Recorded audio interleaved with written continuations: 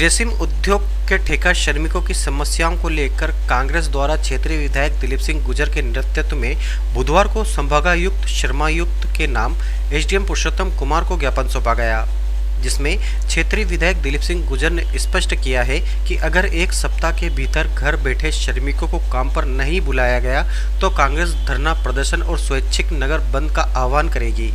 ज्ञापन में विधायक ने यह तक बताया कि 50% उत्पादन के नाम पर उद्योगों में इससे अधिक उत्पादन लिया जा रहा है, मगर ठेका श्रमिकों को काम देने की बजाय अस्थायी नेचर के काम भी स्थायी श्रमिकों से कराए जा रहे हैं।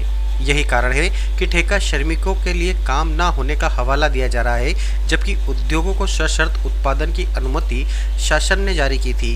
अब चूंकि लॉकडाउन नहीं है, ऐसे में शासन को अविलंब 100% क्षमता के साथ उत्पादन की अनुमति जारी करना चाहिए, ताकि उद्योग प्रबंधन श्रमिकों को शोषण करने से बाज आए और सभी स्थायी और ठेका श्रमिकों को काम मिले।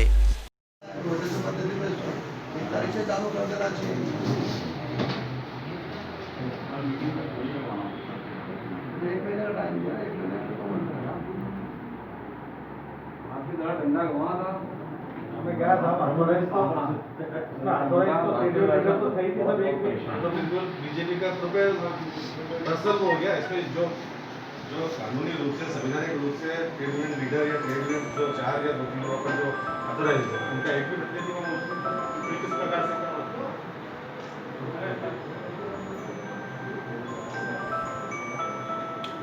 जो अपने जो लॉकडाउन के टाइम पे अपने शर्तें दी थी, उसमें छटनी रखनी करने रियायत देने संबंधी निर्देश दिए थे, उसके बावजूद भी उद्योग ने दिए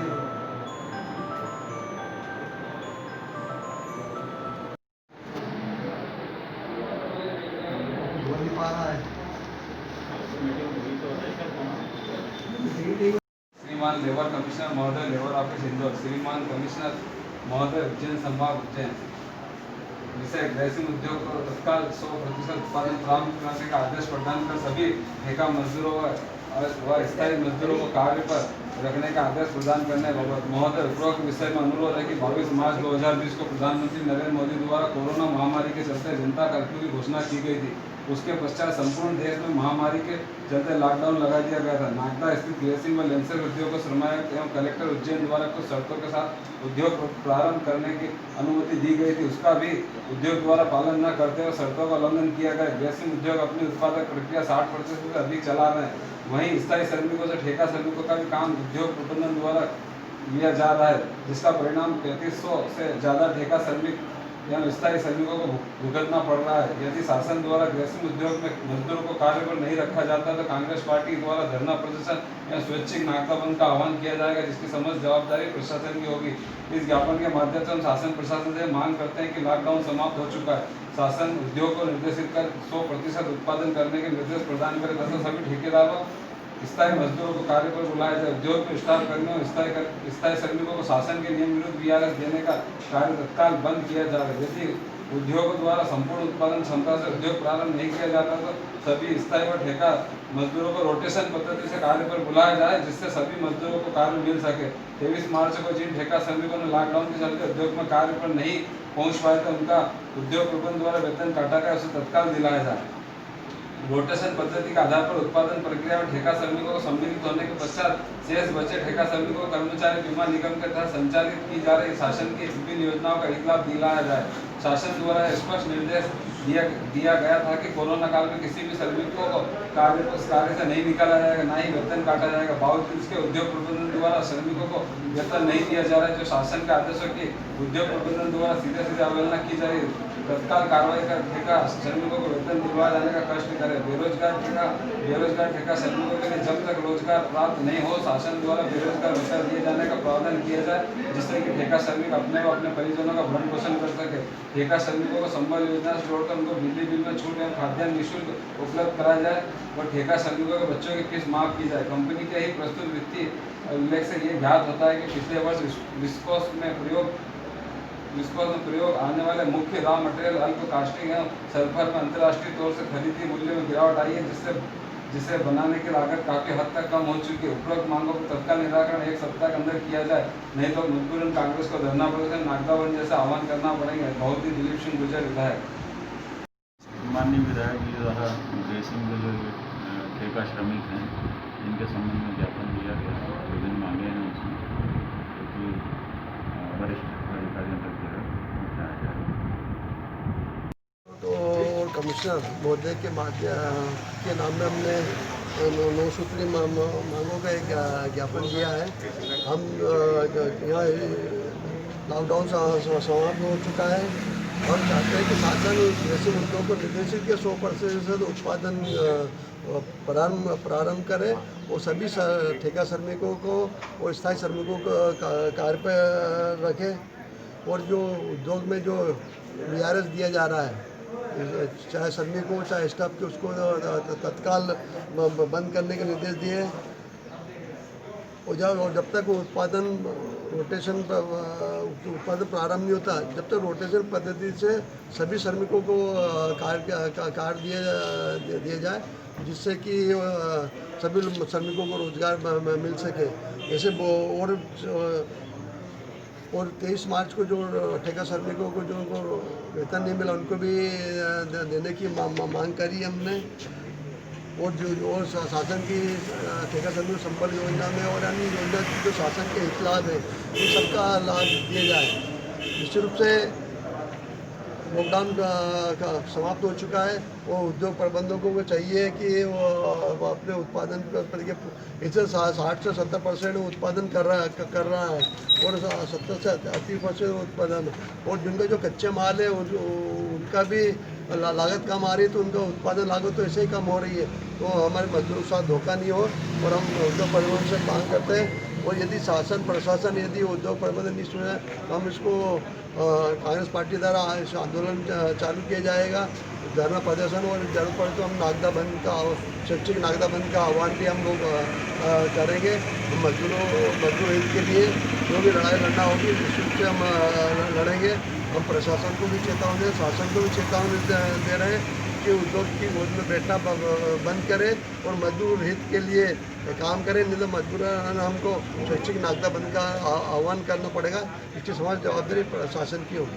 विधायक जी, कल कलेक्टर साहब के साथ भी एक चर्चा हुई है कुछ जनप्रतिनिधियों की, इसमें आपका क्या कहना है?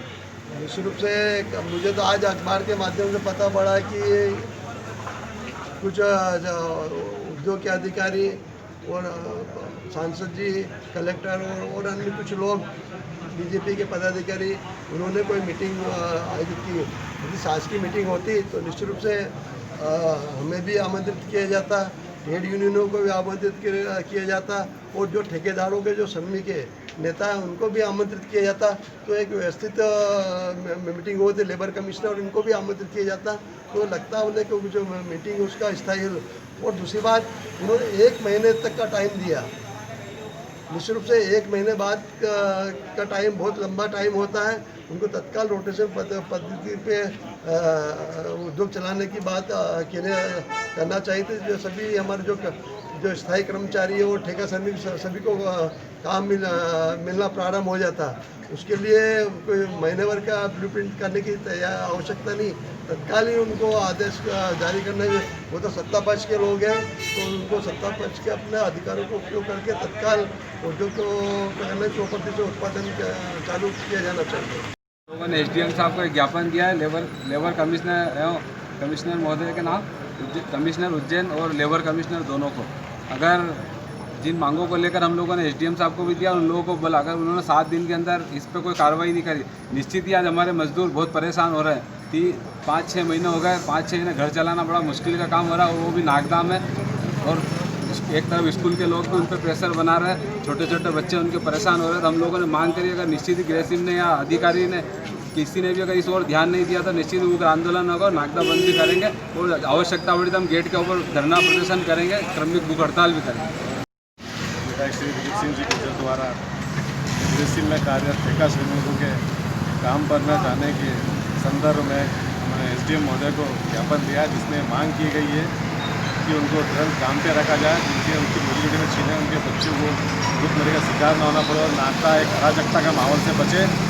और दूसरी बात, कल जो भारतीय जनता पार्टी के नेता द्वारा कलेक्टर और सांसद जी द्वारा उज्जैन में जो मीटिंग की गई, मैं उसका विरोध करता हूँ, क्योंकि ये भारतीय जनता पार्टी की एक मीटिंग होकर रह गई जिसमें संवैधानिक दायरा कुछ नहीं रखा गया, जिससे फैक्ट्री के मैनेजमेंट के लोग तो अधिकारी थे लेकिन साथ में ट्रेड लीडर को क्यों नहीं बुलाया गया। इस पर शंका जाहिर होती है कि ये मामला वो नहीं है। अगर वास्तव में अगर इनकी नीयत साफ रहती तो ट्रेड यूनियन लीडरों को बुलाना चाहिए, हमारे विधायक जी को भी साथ में बुलाना चाहिए, जिससे उन मजदूरों की समस्याओं को निवारण करने में इनको सहायता मिले। मजदूरों की मांगों क्या है, उनके हित क्या है और कैसे आगे की संभावना हम देखते हैं। उद्योग चलना चाहिए, लेकिन साथ में अगर उद्योग चलेगा तो हमारे मजदूर जो आज बेरोजगार है 3500 ठेका श्रमिक, उनकी रोजी रोटी को कौन पूछेगा। इसलिए भारतीय जनता पार्टी द्वारा जो काम कल किया गया सिर्फ राजनीतिकरण है, उससे सिर्फ राजनीति रोटी सेकने का काम कर रहे हैं, उसमें हम उसकी भर्त्सना करते हैं और आने वाले समय में हम इसके लिए आगे आंदोलन करेंगे। भारतीय जनता पार्टी की सरकार है, हमारे 3200 मजदूर रोटी को तरस रहे हैं। जब से शिवराज सिंह जी आए हैं, जब से यहाँ की हालत बिगड़ गई है। हम मीडिया के चैनल के द्वारा प्रशंसा को, मैनेजमेंट को, उद्योग को चेतावनी देते हैं कि अगर एक हफ्ते के अंदर हमारे मजदूर भाइयों को काम पे नहीं रखा तो नागदा बंद, आंदोलन, धरना, प्रदर्शन 3200 लोगों के परिवार, महिलाएं सहित इस पूरे ग्रेसिम गेट को घेर दिया जाएगा। अगर 8 दिन के अंदर आपने आंदोलन मजदूरों की मांग पूरी नहीं की। जय हिंद, जय महाकाल।